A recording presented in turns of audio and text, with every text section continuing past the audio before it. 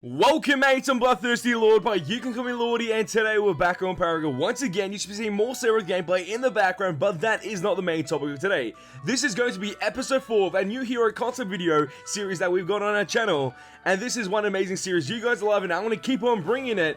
And the information we've got today about this new hero, Odima, is bloody insane, mates. There's so much information, so much detail that went into this hero concept, done by one of the fans, one of the mates, or the Paragon community. It's insane. I want to break it down, talk about it, and just explain everything that you need to know about this new hero, Odima, the concept for her, because she is bloody amazing. But before we get into this video, make sure you hit the like button and subscribe button to keep up to date with the greatest and latest Paragon gaming content and Paragon gaming news. And if you haven't turned on notifications yet, you can do so by hitting that little bell button next to the subscribe button so you have the chance to become the first mates on the channel up to date with my amazing Paragon gaming content. As always, expect it here first. So without further ado, let's get into this. Obviously, a couple days from now, there will be a new hero released into Paragon officially by Epic Games and the Paragon team. We'll break on news on that very soon, but right now we're going to be talking about this new hero concept, Odima. I love what the mate has done with this because he has the old school hero template they put with all the abilities and the character itself with the name on top. It's pretty sick. This is what they used to do with the patch notes,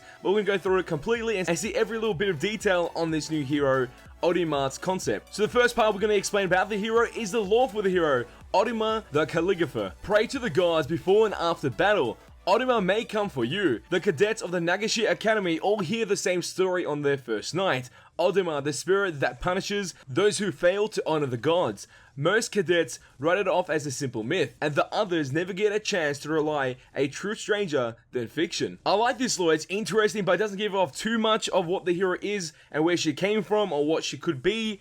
It's there, but it's not completely there. I like that idea. Pretty much there's like a simple myth or story around the Nagashi Academy. All the cadets think about this Odima spirit that punishes those who have failed to honor the gods. And they think it's pretty much a simple myth and it's pretty much nothing. But obviously it is true. Odima is there just waiting for the people that have failed to honor the gods, and then she'll come for you. And most likely kill you, because that's the idea when they come for you, or when Odima does come for you. So that is pretty sick. So I like the way they've done the lore for this character. Let's move on to the base stats and obviously the affinities for Odima. So her dual affinities are Fury and Intelligence. Kind of an interesting combo there because Intelligence is something that casters use quite a bit, and Fury is just outright an amazing affinity at this current moment because you're able to provide so much damage, crit, and do so much things that work in this meta in Monolith so well. So those two affinities together, she is a powerhouse just because of those two affinities. Let's move on to the base stats, and that is base health 550 plus 75 per level. Health regen is 2 plus 0.3 per level. Base mana is 200 plus 36 per level. Mana regen is 0.7 plus 0.1 per level. Base mana armor is 14 plus 1.25 per level. Ability armor is 20 plus 0.75 per level. That is interesting. I like those base stats. Nothing too crazy. I don't think there is a base damage stat, which is kind of interesting on the actual hero, but doesn't really matter. Everything else is crazy good though. She seems to be a fighter hero with these base stats, but what's reflected within the image, maybe she ends up being an assassin, which is pretty great to see because I love assassins due to the fact that they provide high risk and high reward situations within Paragon. And now let's move on to her abilities that makes up Odima's kit, and it's quite interesting because they're very detailed and they give you every stat that you need to know, followed by the description of the actual ability itself. Let's go through the abilities right now. Her base attack, Seva, Odima swings her sword in a melee attack, dealing basic attack damage. Basic attack damage 70, power scaling 0.7, cooldown 1.5, damage increase per level 2, cleave damage 20%. And this obviously is a normal basic attack, nothing too crazy, but obviously now we know what the basic attack damage is on this character, and that is 70. So that's the base stat you will have when you play a level 1 with this character. And now let's move on to her first official ability, Seeking Edge. Odima quickly lunges forward with her Naginata, dealing ability damage to all in her path. The Naginata is pretty much her weapon that she uses. It's pretty much a spear with a unique end to it, or unique starting point on the very top of it. That's how it looks like, and it's pretty much very pointy and can kill people, obviously. And you can also see it within the image. I think it's the one on her back, almost like the two weapons that she is holding. It's one or the other. There it is, and obviously that's where her damage comes from when she's using her abilities and her base attacks. That's pretty much what she's going to use to deal damage and destroy enemies quite easily. The Seeking Edge ability has an AoE shape, extremely narrow range, 1/4 that of a bull rush, followed by the charge distance of 1600 units, edited 1100 units is better. He changed it because obviously it would kind of be too OP. The charge distance was 1600. Power scaling is 0.8. Cooldown is 12. Ability damage is 125, 200, 275, and 350. If this was an official release, those values might decrease. The mana cost is 70, 75, 80, and 85 mana on the Seeking Edge ability. It's quite an interesting ability, and as you can see, it's quite detailed. Even though the description of the ability was kind of like small, he still had the detail, the stats, and everything that you need to know in order to play this hero if it was released into Paragon. And now let's move on to her next ability, her second ability, which is called Ascension. Odima swings her Naginata skyward, knocking a single enemy up and dealing ability damage. Ability damage is 60, 110, 160, and 210.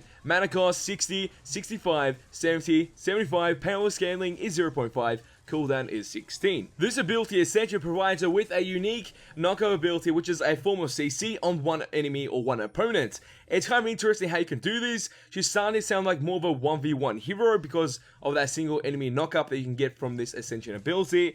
Her first ability was just a crap load of damage and pretty much getting stuck onto the enemy as a gap closer, or pretty much doing damage to all enemies in the path. Say if you're in a team fight, you could use Seeking Edge, do a crazy amount of damage, and then as you're leaving or trying to get away and someone's chasing you, use your Ascension ability, knock them up, and however long they're stuck in the air, you can pretty much run away and get away from that enemy and maybe survive, or keep going and keep chaining those kills with your other abilities and wrecking them quite easily. And now let's move on to her third ability, which is called Revenge. Odima raises her blade in front of her. If struck by attack during this time, she'll take reduced damage and respond with a deadly radial counter strike, stunning and dealing ability damage. This is one unique ability that connects to so many other heroes in other games that I do enjoy, like Fiora from League of Legends, like Genji from Overwatch. Just having the idea of a parry move or parry mechanic in Paragon would be bloody amazing because it would make interesting outplays guaranteed. I love playing those heroes because the outplay potential with that one ability is insane. Completely insane. So we've had something like that in Paragon.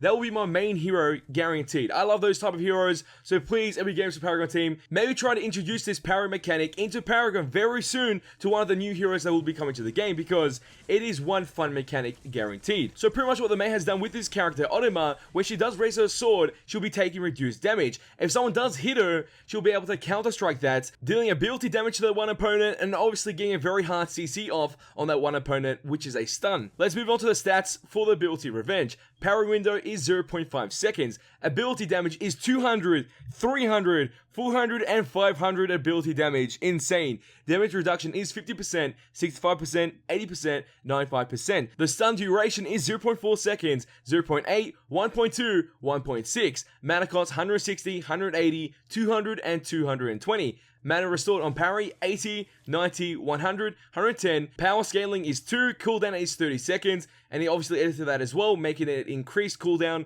to some other time, but we don't know what the time is for that cooldown ability on Revenge. Oh my god, mates, if you had 4 points into this one ability on Revenge, your parry window is going to be the same, but the ability damage is 500. You're taking 95% damage reduction for 0.5 seconds until someone has struck you, and then you do 500 damage to that one opponent, followed by a 1.2 stun.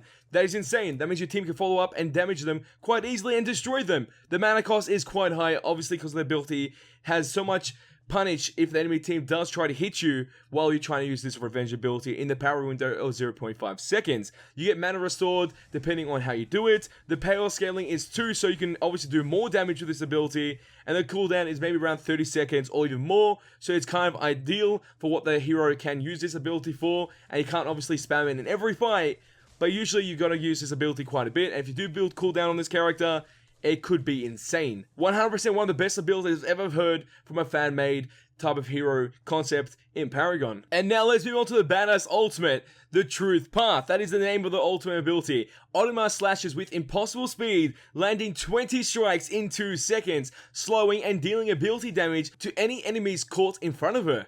Oh my god, guys. That sounds completely broken, mates. AoE type large square. Startup time is 1 second, so there's a delay to the ability. Ability damage is 350, 475, and 600 ability damage. He might edit this to make it reduced. That's why he's mentioned there. Move speed slow is 300, 375, 450. I think that's the largest slow in the game for ultimate. Duration is 2 seconds. Cooldown is 100, 80, and 60 seconds. Power scaling is 1.5 seconds. Mana cost 100, 125, and 150. My god, this character, these abilities, insane. Oh, the work he's put into this, the detail he's put into this, and the stats are incredible. The laws there, the base stats, the affinities, everything you need to know about this hero concept is there. Oh my god, Odima is one bloody amazing hero. That is guaranteed. She does do quite a bit of damage, which is something I do adore, because building crit and damage on this character, aka power, is going to be bloody insane.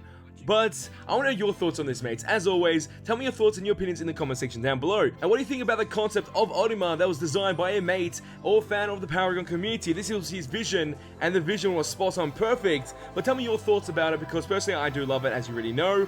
But I want to know your thoughts and your opinions in the comment section down below. So mates, if you did enjoy this video, show your support by smashing that bloody like button. Let's try to get 200 likes on this video. And if you mates want to see more Paragon gaming content and Paragon gaming news, all you have to do is share this to your friends and hit the subscribe button to become a mate today. And that's all for this video. Oh, time's good, but don't you worry. We're back very soon. Hey, Dats boys, because you ain't seen nothing yet.